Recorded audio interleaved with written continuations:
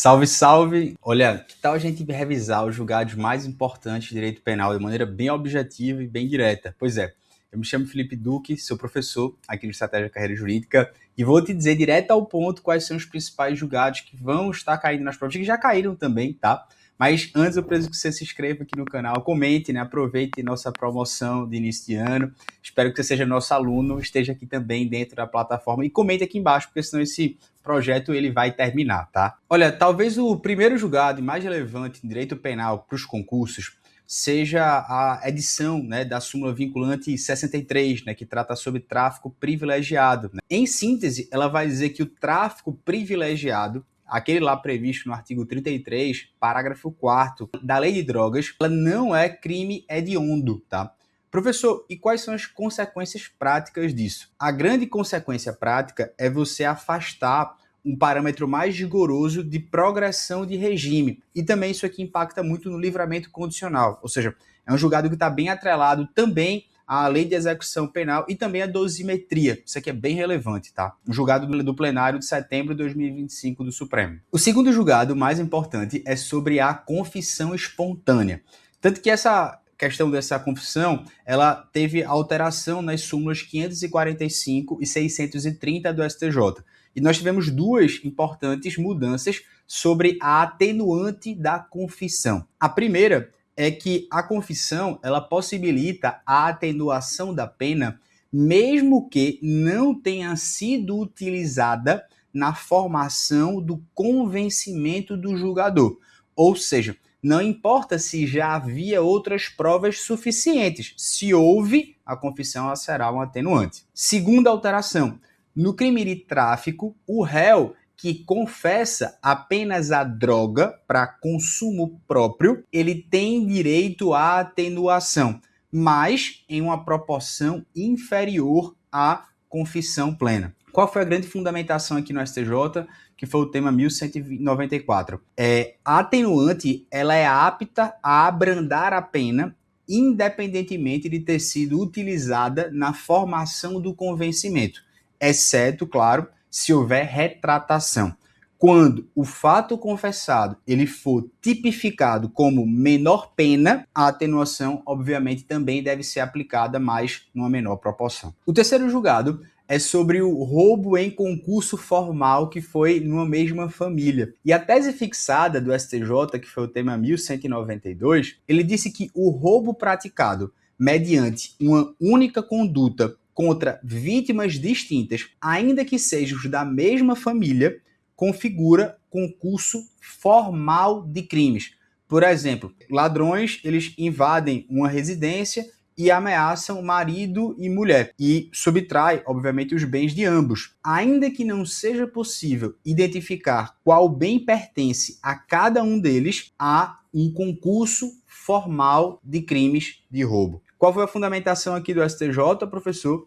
Foi que ele disse que foram violados patrimônios de pessoas distintas, mas mediante uma única só conduta. E é desnecessário você individualizar os bens subtraídos para reconhecer que aqui há uma pluralidade de patrimônios violados.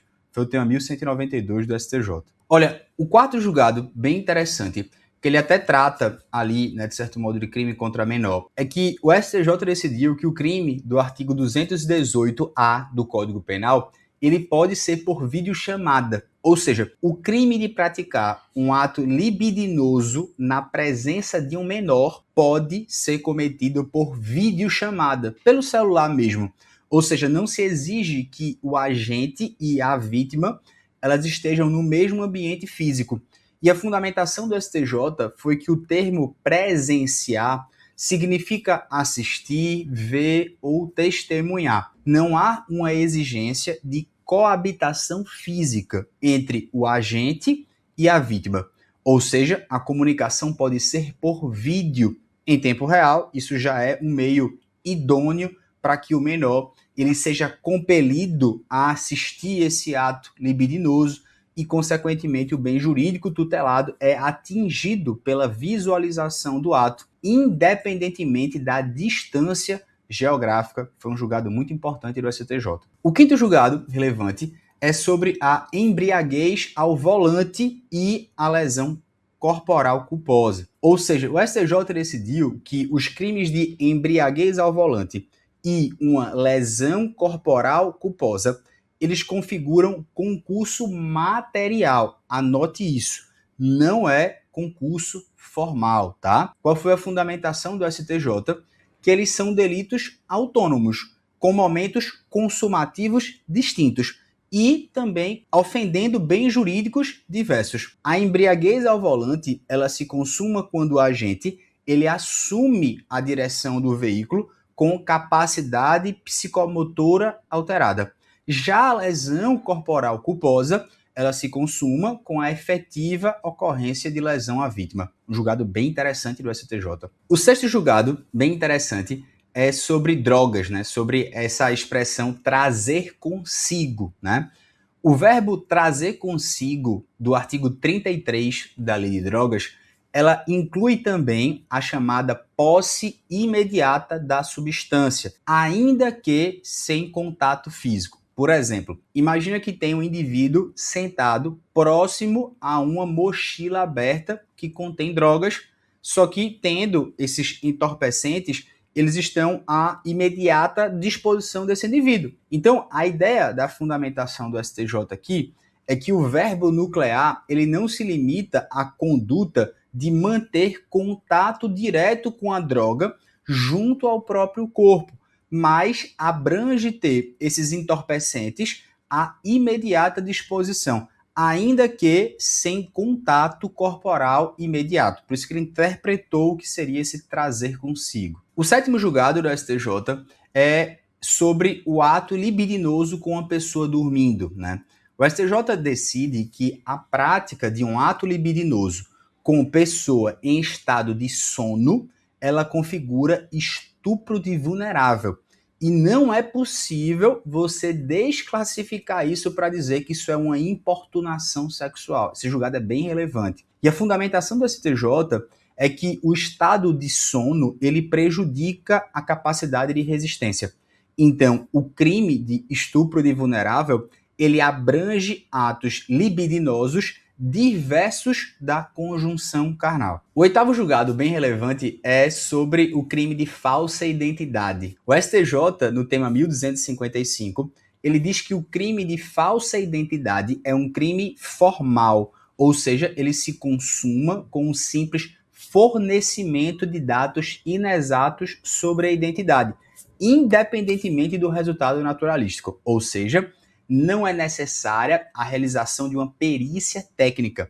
Pode a comprovação se dar por qualquer meio de prova idôneo. Esse tema é muito interessante. Crime de falsa identidade é crime, portanto, de natureza formal. O nono julgado, bem relevante também do STJ, é sobre a Lei Maria da Penha, né? Em que ele fala sobre a Lei Maria da Penha e a idade da vítima.